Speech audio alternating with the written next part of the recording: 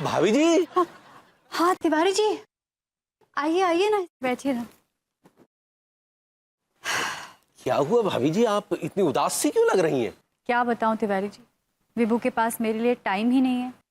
बस मेरी और विभू की पुरानी यादों की एल्बम की धुंधली तस्वीरों को देखकर अपना जी बहला रही थी। ये भभूति जी की पुरानी एल्बम क्यों बार बार देखती रहती हैं? कोई नई एल्बम क्यों नहीं ले लेती? क्या कहना चाहते हैं आप? नहीं मतलब ये भभूति जी की एल्बम वो भी बार बार देखते आप बोर नहीं हो जाती? तिवारी जी, आप अंगूरी जी से बोर हो जाते हैं? अंगूरी जी आपसे बोर हो जाती है? नहीं ऐसा तो नहीं है भाभी जी। तो फिर ऐसी सलाह आप मुझे क्यों दे रहे हैं? क्योंकि हमें आपकी चिंता है। हम आपको ऐसे उदास नहीं देख सकते भाभी जी। Thank you for the concern Tiwari ji. आप मुझे एक बात बताइए, क्या अंगूरी जी भी आपको टाइम नहीं दे पाती? भाभी जी, हम और आप एक ही कश्ती में सवार दो मुसाफिरों की तरह हैं, जिनके चप्पू पानी में गिर गए हैं और वो नाव जो है वो बीच में रुक सी गई है। अंगूरी के बिना हमारा जीवन भी रुक गया है भाभी जी। लेकिन क्या आपने अंगूरी जी से इस बारे में बात करने की कोशिश की?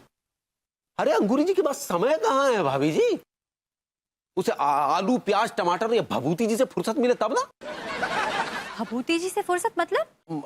मतलब जब भी हम अंगूरी से बात करने की कोशिश करते हैं तो या तो भभूति जी टपक पड़ते हैं या फिर उनका फोन आ जाता है। फिर वो दोनों बिजनेस टॉक करने में लग जाते हैं, कितने का प्याज, कितने के आलू, कितने के टमाटर। हमारा जीवन तो झंडों का रह गया है। तिवारी जी क्या बताऊं, मेरी खुद की हालत ऐसे ही है। जितना मैं विभू के पास जाने की कोशिश करती हूँ वो मुझसे उतना ही दूर चला जाता है। खैर वो तो अच्छा ही करते हैं। ये कुछ कहा? नहीं मतलब बहुत गलत बात है। भभूति जी को आपके साथ ऐसा नहीं करना चाहिए। देखिए भाभी जी, अगर आप कभी अकेला महसूस करें तो हमें फोन कर दीजिए, हम है ना, तुरंत आपकी सेवा में हाजिर हो जाएंगे। तिवारी जी लेकिन आप तो विभू की जगह नहीं ले सकते ना। मौका तो दें। तिवारी जी फिर से आपके होठ ऐसे ऐसे फड़फड़ा रहे हैं। आप बोलिए बोलिए, क्या कह रहे हैं आप? भाभी जी हम कहना चाह रहे हैं कि हमसे आपकी जो उदासी है ना ये देखी नहीं जा रही है, इसलिए अब हमें इसका कुछ ना कुछ सॉल्यूशन तो निकालना पड़ेगा। तिवारी जी क्या सॉल्यूशन निकालेंगे? इसका कोई सॉल्यूशन नहीं है। वो तो वक्त आने पर ही बताएंगे। चलते हैं भाभी जी। अरे तिवारी जी कहाँ? अजीब है, तिवारी जी नशे में रहते हैं क्या? खैर, I miss you Vibhu, I really miss you.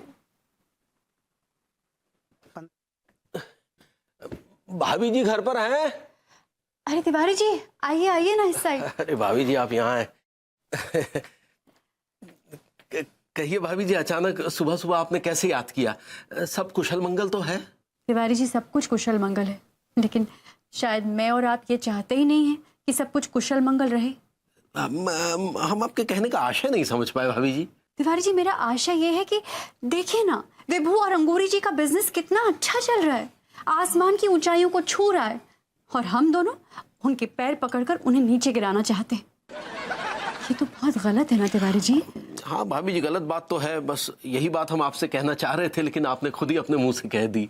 देखिए ना तिवारी जी, विभू इतने दिनों से घर पर बैठे हैं, सब उनको नल्ला नल्ला कहते हैं, कभी तो मैं भी उनसे झगड़ा कर लेती हूँ, और आज जब विभू बिजी है तो मुझे बुरा लग रहा है। क्यों? सिर्फ इसलिए क्योंकि वो मेरे साथ वक्त नहीं बिता पाता। अब बिल्कुल सही कह रही हैं भाभी जी, और जहां तक समय देने का सवाल है, और भभूति जी आपको समय नहीं दे पा रहे, तो आपको समय देने के लिए हम हैं ना जी। नहीं मतलब अब देखिए कि अंगूरी भी बिजी हो गई है तो हम भी तन्हा से हो गए हैं, आप भी तन्हा, हम भी तन्हा, तो क्यों ना दोनों तन्हा मिलकर इस तन्हाई की रात के अंधेरे को मिटा दें। क्या बात कर रहे हैं तिवारी जी, मुझे कुछ समझ में नहीं आ रहा है। तन्हाई तन्हाई की रात?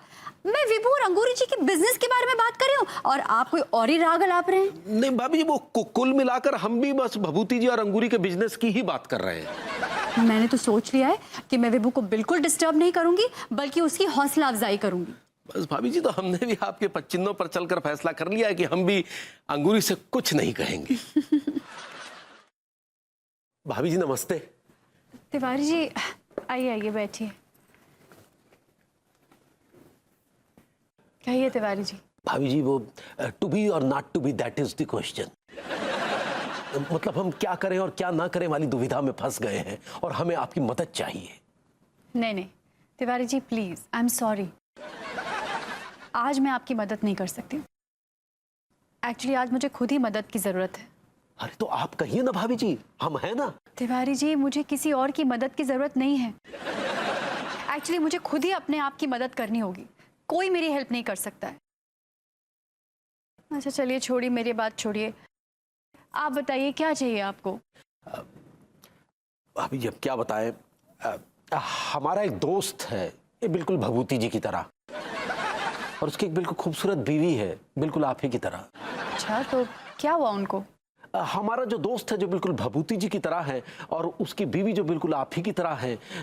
आगे बढ़िए तिवारी जी। जी उस दोस्त ने गर्लफ्रेंड पाल रखी है।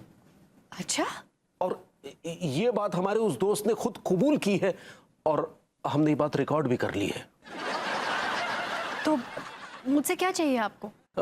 भाभी जी बस हम आपसे यही मदद चाह रहे थे कि अब हम क्या करें। अरे क्या क्या करना है आपको? आप जाकर अपने दोस्त की बीवी को सारी बात बता दीजिए। हाँ भाभी जी बता तो दे, लेकिन हमें डर है कि कहीं हमारे दोस्त की बीवी जो बिल्कुल आप ही की तरह है, कहीं वो घर छोड़कर न चली जाए। तो वो क्यों घर छोड़ के जाएगी? एक्चुअली आपकी दोस्त की बीवी को आपके दोस्त को धक्का मार के घर से बाहर निकाल देना चाहिए। अच्छा, अगर आप मेरे दोस्त की बीवी हो, मतलब बीवी की जगह होती तो क्या करती? मैं भी विभू को घर से बाहर निकाल देती। अच्छा ऐसा है तो ये सुनिए भाभी जी। हाँ भाई, मेरी गर्लफ्रेंड है, मेरी गर्लफ्रेंड है, मेरी गर्लफ्रेंड है। हम तो खुले रुस्तम हैं, खुल्लम खुल्ला कह रहे हैं कि हमारी गर्लफ्रेंड है, हमारी गर्लफ्रेंड तो है। विभू की आवाज है।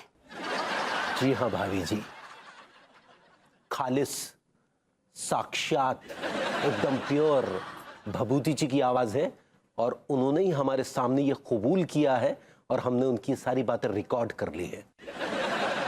अब हम इस दुविधा में थे कि आपको न बताएंगे तो आपके साथ बहुत बड़ा धोखा करेंगे, इसलिए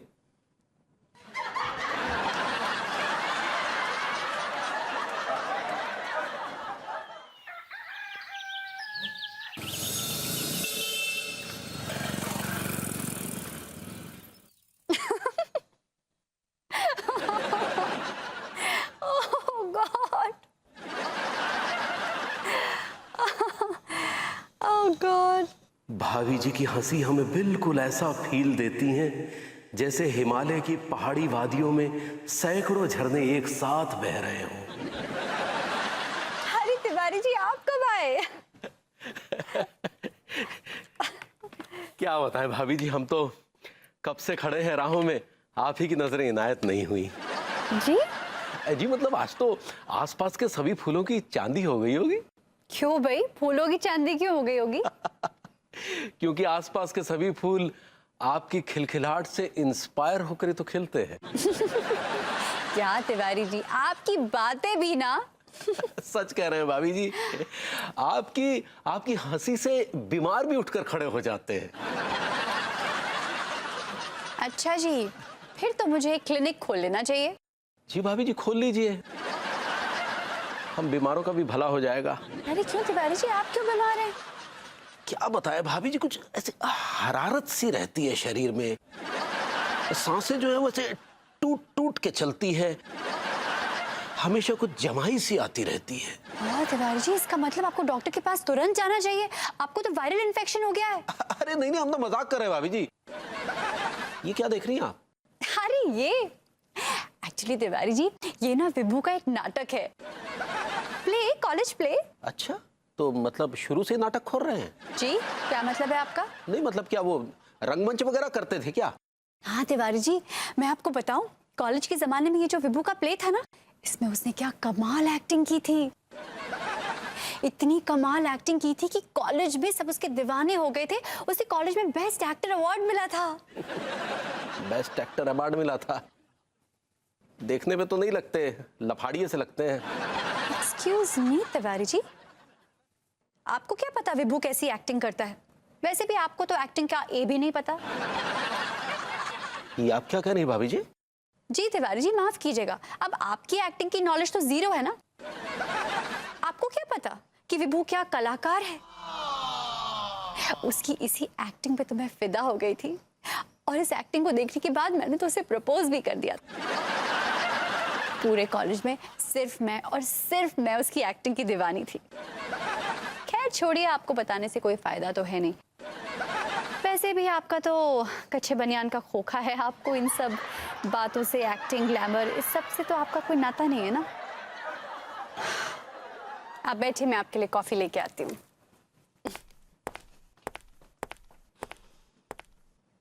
आपने कहा कि हमें एक्टिंग का ए भी नहीं आता ना भाभी जी। आज हम आपकी कसम खा के कहते हैं कि आपको पूरा एक्टिंग पुराण नहीं सिखाया तो हमारा नाम भी मनमोहन तिवारी नहीं।